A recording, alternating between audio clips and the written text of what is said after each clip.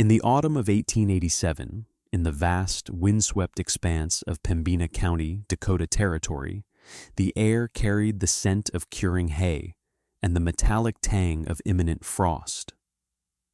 Settlers, hardened by previous winters, moved with a practiced urgency, their actions dictated by a familiar and unforgiving calendar. They laid in stores, banked their cabins with sod, and split mountains of cottonwood and oak, stacking the cords in long, neat rows that stood as proud monuments to their foresight. The sounds of the season were the rhythmic thud of the axe and the grating scrape of mud and moss being forced into the gaps between logs.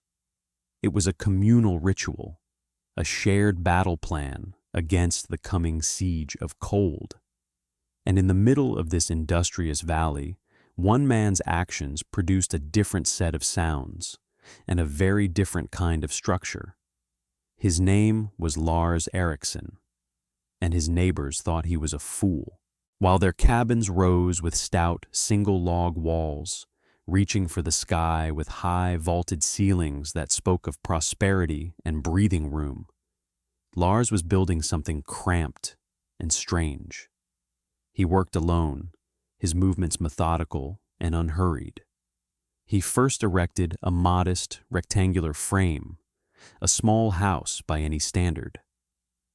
But then, to the utter bewilderment of anyone who stopped to watch, he began building a second frame around the first, leaving a curious uniform gap of about 12 inches between the inner and outer shells. Jedediah Thorne, a man whose opinion carried the weight of a decade spent wrestling this land into submission, stood with his arms crossed, a smirk playing on his lips. "What in God's name is that, Ericsson?" he called out one afternoon. "Building a fence around your house before it's even finished?" The other men chuckled. They called it wasteful. They called it foolish. Thorne, a man who equated size with strength, christened it Ericsson's Folly, and the name stuck. They mocked the sheer waste of timber, 2 walls where one was clearly sufficient. They scoffed at the low ceiling he framed, barely 7 feet from the floorboards. "A man can't hardly stand up straight in there," one farmer commented to another. "It's a coffin, not a cabin." The community's consensus was firm. The Norwegian was soft-headed, possessed by some bizarre old country notion that had no place on the practical American frontier. The way to fight the cold was simple and proven. You built a tight wall, you chinked it well, and you fed a roaring fire. If you got cold, you just cut more wood. It was a simple equation of labor and heat, a battle of brute force against the elements. Lars, however, seemed to be preparing for a different kind of war, one fought with whispers of physics rather than the roar of a blaze. That winter, their simple equation would be tested and found fatally wanting. In January of 1888, an invisible monster would descend upon the plains from the north, a meteorological horror later known as the schoolhouse blizzard. It would arrive without warning on a deceptively mild day, plunging temperatures by as much as 100 degrees in a matter of hours, driven by winds of such impossible force that they turned snowflakes into blinding, suffocating shrapnel. In the face of this onslaught, the grand, high-ceilinged cabins of conventional wisdom would become iceboxes, their massive fires consuming fuel at an astonishing rate, while offering little more than psychological comfort. The stout log walls would weep frost on the inside, and the families huddled within would feel the cold seep into their very bones. But inside Ericsson's Folly, the story would be different. The cramped, foolish box within a box would become an ark of warmth and stillness in a world gone mad with cold and wind. What did this quiet Norwegian understand about the unseen dance of heat and air that everyone else, in their proud, practical certainty, had so completely and tragically missed. Lars Ericsson was a man shaped by a landscape even less forgiving than the Dakotas. He had come from the high plateau surrounding Røros, Norway, a copper mining town nestled near the Swedish border, a place where winter was not a season but the default state of being. He had grown up with cold that was patient, ancient, and profound. It was a cold that could shatter steel and freeze a man's breath in his lungs. In Røros, survival was a science, a collection of hard-won truths passed down through generations. He carried these truths not as memories, but as instincts. He knew that the most powerful force in the universe was not a blizzard's wind, but the stillness that could defy it. The genesis of his strange cabin was not a single idea, but a confluence of observations. He remembered the stabber from his childhood, the traditional food storehouses built on stout posts to keep out rodents. Many of the older ones, built for preserving precious dried fish and meats through the deepest cold, were constructed with double walls. The space between was not an accident. It was a deliberate technology. He also carried the memory of working one summer in an ice house near a great lake. He had spent weeks packing massive blocks of winter ice in sawdust, and he never forgot the miracle of reaching his hand into the packed dust on a sweltering July day and feeling the profound, lingering cold from the ice within. The sawdust, so flimsy and insignificant, held the winter captive. It wasn't the wood fibers themselves that did the work, he reasoned, but the tiny pockets of air trapped between them. Upon arriving in the Dakota Territory, he did not assume his knowledge was complete. He was a quiet observer, a student of his new environment. He spent time with Chaitin, a Cree elder who sometimes traded furs at the local settlement. Lars, unlike most of the other settlers, did not see Chaitin as a relic of a bygone era, but as a professor in a university of survival. He asked questions, not with the arrogance of a man seeking to confirm his own beliefs, but with the humility of one who knows he knows nothing. Chaitin, sensing a rare and genuine curiosity, shared his knowledge. He explained how the layers of birch bark and woven mats in a traditional Wigwasi gamig, or wigwam, were designed to create trapped air spaces. He spoke of the insulating power of snow itself, describing how a lodge banked with deep drifts, or a quinsy shelter built entirely of it, could maintain a survivable temperature inside while a blizzard raged. The principle was the same in the Norwegian storehouse, the commercial ice house, and the Cree lodge. The secret to warmth was not fighting the cold, but trapping the air. Lars Ericsson, without any formal education in the subject, had intuited the three fundamental pillars of thermodynamics. He understood that heat moves in three ways: conduction, convection, and radiation. The settlers' cabins were vulnerable to all three. Conduction was the enemy within the walls, as the cold literally seeped through the solid logs, molecule by molecule.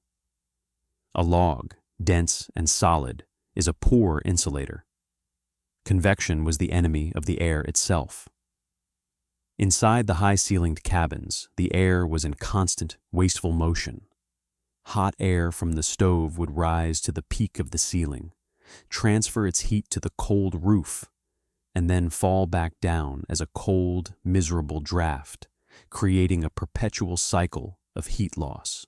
Radiation was the invisible thief, as the heat from the fire and the occupants' bodies radiated outwards, absorbed and lost through the cold, single-layer walls, windows, and roof. Lars's design was a systematic assault on all three of these enemies. His double wall, with its filling of sawdust and moss, would create a thick, stable barrier against conduction. This same barrier, by preventing air from moving within the wall cavity, would eliminate this form of convection almost entirely. And by keeping the interior wall surface much warmer, it would dramatically reduce the amount of radiant heat lost from the people inside. He was not building a house. He was building a thermal shield. He was building a pocket of stillness. The construction began in late September, under a sky the color of faded denim. Lars worked with a quiet, relentless economy of motion that drew both admiration for his stamina and pity for his misguided efforts. He first laid a foundation of flat fieldstones, creating a solid, level base that lifted the wooden structure slightly off the damp ground. On this, he built the inner cabin. He did not use the traditional round logs of his neighbors. Instead, he laboriously sawed his timber into thick 6-inch planks, creating flat, stable surfaces. This inner box measured a mere 16 feet by 20 feet. The walls went up quickly, a simple frame and plank design, solid and square.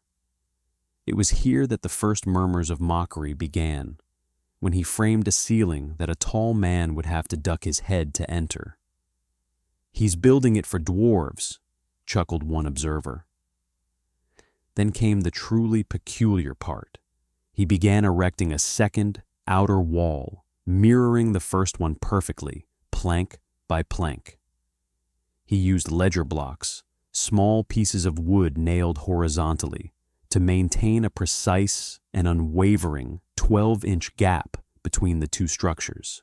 Jedediah Thorne made a regular habit of stopping by on his way back from his fields, leaning against a wagon wheel and dispensing his unsolicited wisdom. "You're doubling your work for nothing, man," Thorne declared, gesturing with a thick, calloused hand. "A single wall of 12-inch oak, chinked proper with clay and moss, will turn back any wind this territory can throw at you. That's a fact." Lars paused his hammering, wiped a sheen of sweat from his brow with the back of his wrist, and simply nodded. He offered no argument, no defense. His silence was interpreted by Thorne and the others as a kind of simple-minded stubbornness, the ignorance of a foreigner who didn't understand the realities of the prairie. The most tedious part of the process was filling the cavity. Each day, Lars would make a trip to the small sawmill downriver, returning with his wagon filled with burlap sacks of sawdust. He mixed this with dry sphagnum moss that he had spent weeks gathering from a nearby marsh in the late summer. The moss, he knew, was not just filler. It was a crucial component. It was naturally resistant to rot and insects, and its fibrous structure helped prevent the sawdust from compacting over time, preserving the precious air pockets. He packed the mixture into the gap between the walls, tamping it down gently with a long pole, but not so much as to compress it. He worked in lifts, adding a few feet of planks to the walls, then filling the cavity, then adding more planks. It was a slow, painstaking process. "He's insulating his house with dust," another farmer said, shaking his head in disbelief. "A single spark from the chimney and the whole thing will go up like a torch." They saw only waste and danger.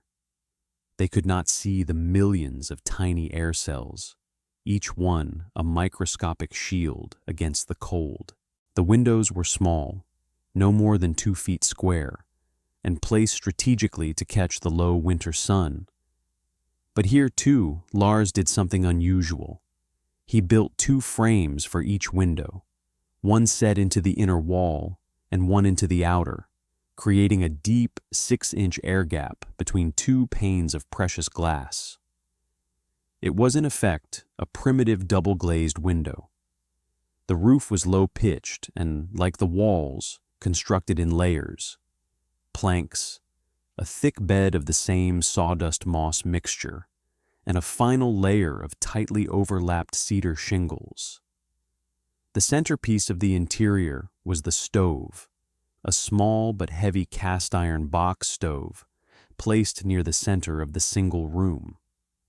Its chimney pipe rose straight up, but Lars surrounded it with a metal drum and a clever system of baffles where it passed through the insulated ceiling. A crude but effective heat exchanger designed to capture as much warmth as possible before it escaped to the outside. Jedediah Thorne's arguments against this strange construction were rooted in the confident, homespun logic of the frontier. He was not a malicious man, but he was a proud one, certain of his own experience. "A high ceiling is a healthy ceiling," he would pronounce to the men gathered at the settlement's small mercantile. "It gives the bad air a place to go. You coop yourself up in a low room like that, sickness will settle on you and your family." This was a widely held belief, a folk wisdom that equated volume with health. "And that little stove," he'd scoff, "that's a toy. It might warm a shed. To heat a house through a Dakota blizzard, you need a man's fire. You need a firebox that can take a 2-foot log." His philosophy was one of overwhelming force. The cold was a beast to be driven back by a wall of flame.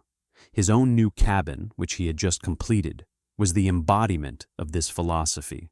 It was built with massive hand-hewn oak logs, a cavernous main room with a ceiling that peaked at 12 feet, and a fireplace made of riverstone so large you could roast a whole pig in it. It was a statement of defiance, a fortress against the winter. Throughout the weeks of construction and the daily chorus of doubt, Lars remained an island of calm persistence. He did not engage in debates.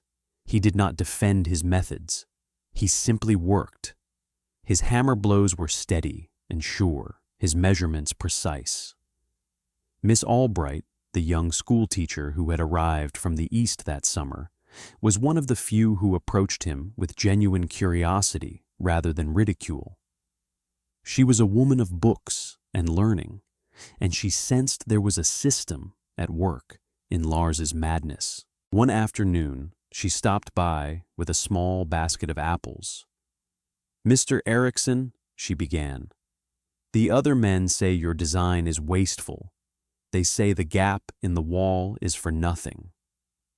Lars stopped his work and looked at her, his blue eyes clear and direct. He picked up a handful of his insulating mixture, the sawdust and the pale, dry moss. "In my home," he said, his English slow and deliberate, "the old men say the wind's greatest enemy is not a thick wall, but a quiet space." He let the mixture run through his fingers. "This is not wood. This is not moss. This is quiet, still air. Still air does not move. Heat does not like to travel through still air. It is lazy." He offered this simple, elegant explanation without a hint of defensiveness. He was not trying to convince her.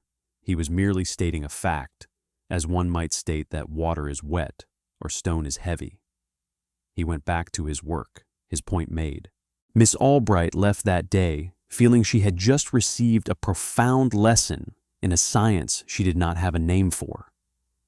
By mid-November, the cabin was complete.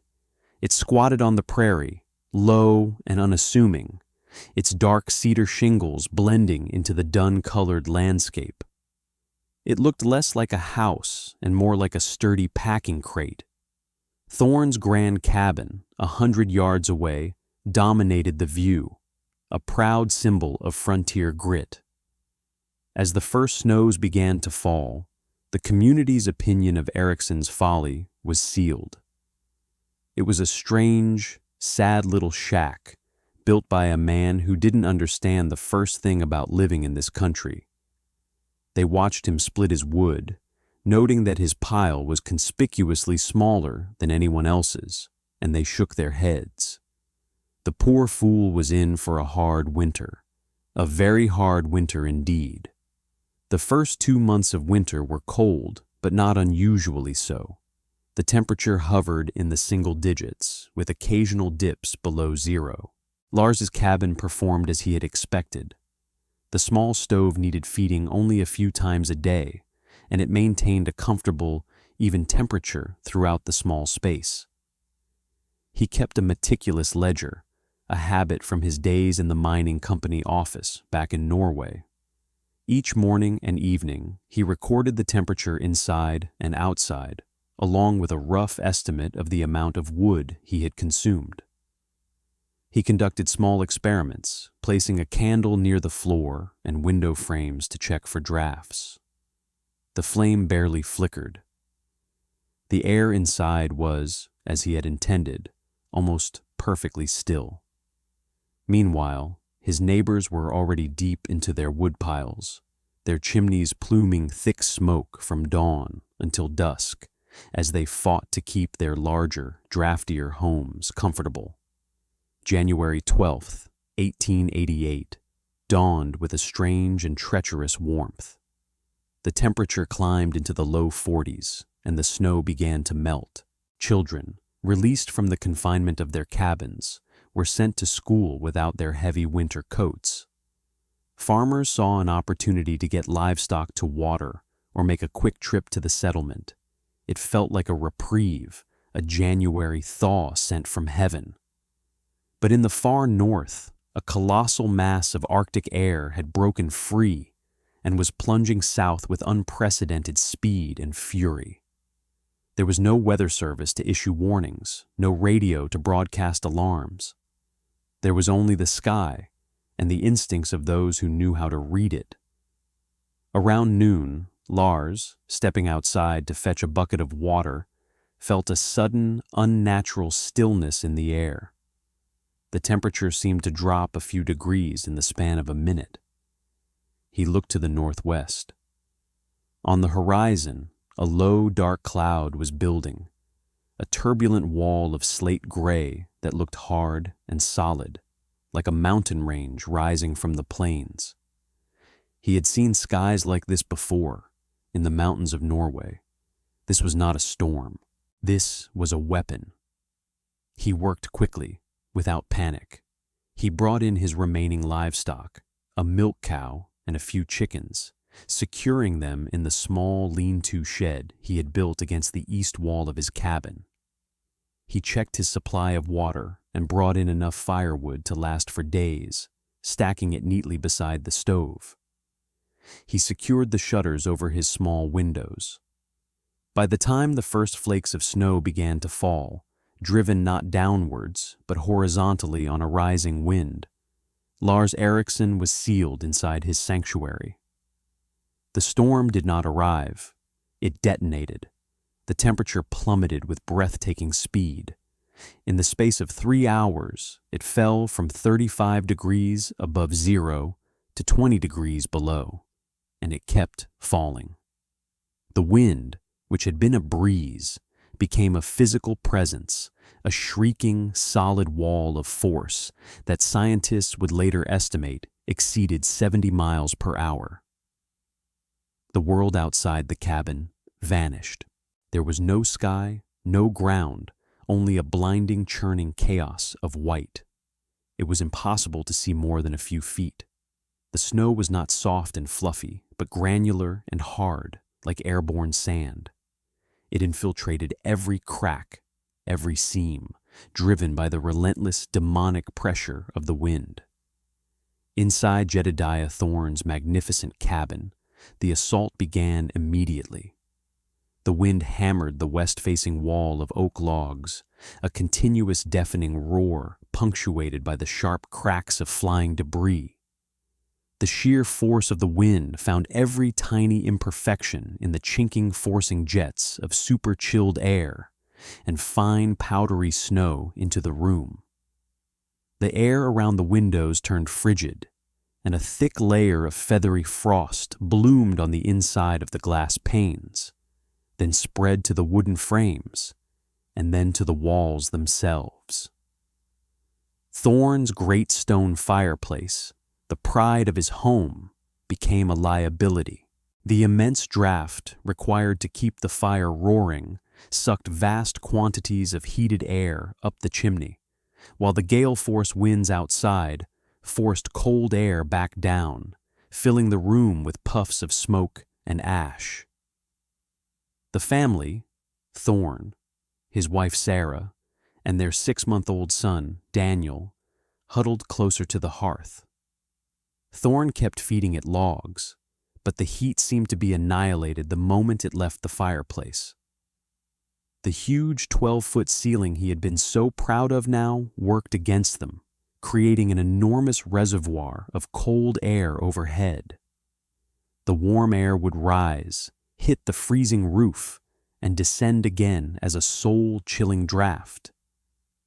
They were living in a convection engine, a machine designed for maximum heat loss. Their wood, stacked proudly outside, was now buried under a 6-foot drift of snow as hard as concrete. Thorn realized with a lurch of terror that the wood he had inside would not last the night.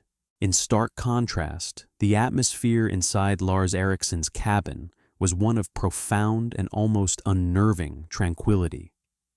The roar of the blizzard was a distant, muted hum, the sound of a faraway ocean. The 12-inch barrier of sawdust and moss absorbed the vibration and fury of the wind, rendering it harmless. The inner walls of the cabin were cool to the touch, but not cold. There was no frost, no condensation. The small, efficient stove radiated a steady, gentle warmth. Its firebox, designed for a slow, controlled burn, consumed a fraction of the fuel Thorn's fireplace demanded. Lars sat at his small table, reading a book by the light of a kerosene lamp. The air was still. The flame of the lamp burned straight and tall, without a flicker. Miss Albright, who had seen the storm coming and had the good sense to seek shelter with the man everyone called a fool, sat nearby, mending a sock. The sheer normality of the scene was surreal, a pocket of domestic peace in the heart of a polar hurricane. Lars rose occasionally to add a small log to the stove, his movements calm and deliberate. The cabin was not just a shelter. It was a functioning piece of thermal machinery, performing exactly as its creator had designed it to. The laws of physics, which were savaging his neighbors, were here serving as his silent, obedient protectors. As the first night of the blizzard wore on, Lars continued his quiet documentation. He hung his thermometer on a nail near the door, far from the stove. It registered a steady 66 degrees Fahrenheit. He would periodically unlatch the inner door and open it a crack to hang the thermometer in the small entryway between the inner and outer doors. There, in that unheated but protected space, the temperature was a relatively mild 30 degrees. Outside, he knew, the actual temperature was now more than 30 below zero, and the wind chill was a number too terrible to contemplate, likely in the range of 70 or 80 below.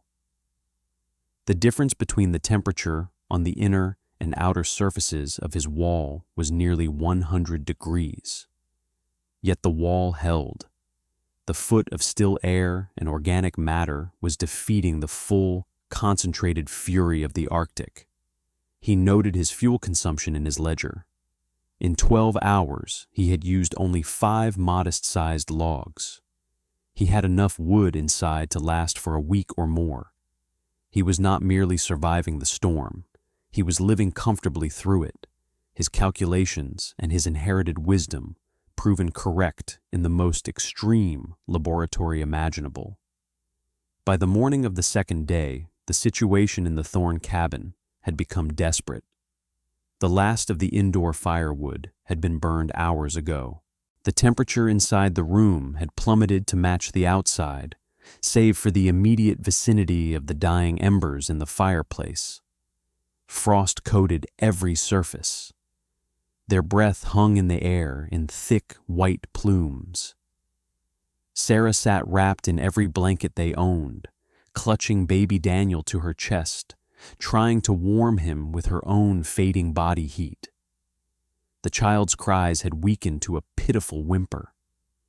Thorn, his face a mask of frost and fear, had tried to tunnel his way to the woodpile, but the snow was packed so hard by the wind that it was like trying to dig through rock. He had managed to break up a wooden chair for fuel, but it burned hot and fast, offering only a brief, pathetic respite. He looked at the beautiful, hand-carved cradle he had made for his son. He looked at his wife's rocking chair. He knew they would have to start burning their furniture to stay alive. They were freezing to death in a house built of fuel. It was late in the afternoon when a frantic, muffled pounding came at Lars Eriksson's outer door. He opened the inner door and shouted into the entryway, "Who is there?" A voice, hoarse and broken by the wind, came back. "Eriksson, it's Thorn! For God's sake, help us!" Lars unbarred the heavy outer door, and Jedediah Thorn stumbled in, a ghost encased in ice and snow. His beard was a solid mass of ice. His eyebrows were thick with frost. He could barely stand. "My wife, my boy," he stammered, his teeth chattering uncontrollably. "We're freezing. The fire is out. The boy, he's turning blue." Without a word, Lars pulled on his own heavy coat and boots. He grabbed a lantern and a coiled rope. "Stay here," he told Miss Albright. "Keep the stove fed." He followed Thorn back out into the maelstrom, a journey of 100 yards that was a life-threatening expedition. The contrast upon entering Thorn's cabin was horrifying. The cold inside was a physical blow, a dead, penetrating cold that was somehow worse than the wind-driven cold outside. It was the cold of a tomb. Sarah Thorn looked up, her face pale and listless. The baby in her arms was terrifyingly still. Lars acted with immediate, decisive authority. He wrapped the mother and child in his own heavy wool blanket and, with Thorn's help, half carried them back to his cabin. The moment they crossed the threshold into the warmth and stillness of Lars's home, the change was palpable. It was like stepping from a dead world into a living one. Sarah began to weep deep, ragged sobs of relief and exhaustion. Thorn stood in the center of the small room, his big frame trembling, looking around in stunned disbelief. He touched the inner wall. It was not warm, but it was not frozen. He looked at the small stove, which seemed to be putting out an impossible amount of heat. He saw the lamp flame burning without a tremor. He saw Miss Albright calmly pouring hot broth into a mug. Everything he had believed, everything he had mocked, was undone in that single, life-saving moment. He looked at Lars, his eyes filled with a humility that bordered on awe. In a voice barely above a whisper, he asked the question that had been tormenting him. "How?" Lars looked at him, his expression not of triumph, but of simple, weary compassion. He gestured to the walls around them. "The air is still," he said. Lars did not gloat. There was no hint of, "I told you so," in his manner. His grace in that moment was as profound as his foresight. He worked with Miss Albright to slowly warm the infant, rubbing his tiny limbs and feeding him drops of warm, sweetened water. He gave Thorn and his wife hot broth and thick blankets and sat them near the stove. He was a host, not a savior, a neighbor helping a neighbor. He shared his food, his fuel, and his warmth without condition or commentary. His silence was the most powerful statement of all. He had been proven right not by arguments or theories, but by the undeniable, life-giving reality of 66 degrees in the face of an Arctic apocalypse. The folly had become the arc. For 2 more days the blizzard raged. The 2 families and the schoolteacher lived together in the small, warm space, a tiny island of humanity in the frozen sea of the prairie. Thorn watched Lars, studying his every move, the way he tended the fire, the way he checked the door seals, the quiet confidence with which he moved about his small, life-sustaining world. The skeptic was now the student, his education coming at the highest possible price. When the storm finally broke on the third day, the world it revealed was alien and terrifying. The landscape was a sea of white, with massive snowdrifts sculpted by the wind into fantastic shapes, burying fences, sheds, and entire wagons. The sun shone with a brilliant, painful intensity on the pristine devastation. The community slowly emerged, blinking, into the new reality. The stories that trickled out were grim. Livestock frozen solid in the fields. Families found huddled together, dead in their homes. Of the dozen or so households in their small valley, only one had weathered the storm with any measure of comfort or safety, the one inside the strange double-walled cabin. The story of Jedediah Thorn's rescue and the impossible warmth of Ericsson's folly spread like wildfire. In the weeks that followed, the social dynamic of the settlement was irrevocably altered. Jedediah Thorn, once the confident voice of conventional wisdom, was now a humbled and grateful man. He was the first to approach Lars, not with advice, but with a request. "Ericsson," he said, hat in hand, "I need you to show me. Show me how you built it. I was a fool." Others soon followed. The men who had openly mocked the Norwegian now gathered around him, their faces serious and respectful. Lars, using a piece of charcoal on a flattened piece of pine board, began to teach. He drew the double wall. He explained the 12-inch gap. He spoke of the need for the filler to be loose, not compacted. He drew his double-paned window design. He explained why the low ceiling was not a curse, but a blessing, keeping the heat where the people were. He spoke of the enemy being not the cold, but the movement of air. He gave his knowledge away as freely as he had given his warmth. That summer, a new sound was heard across the valley, the sound of renovation. A frenzy of construction took hold. Several families, including Thorn's, undertook the laborious process of retrofitting their homes. They built a new skin of planks around their existing log cabins, creating the crucial Ericsson envelope. They tore out sections of their roofs to insulate their attics. They filled the new cavities with whatever they could find. More sawdust from the mill, chopped straw, dried cattails from the marsh. It was a community-wide act of penance and pragmatism.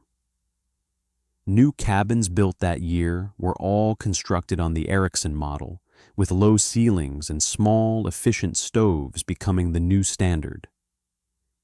The era of the grand, drafty frontier fortress was over.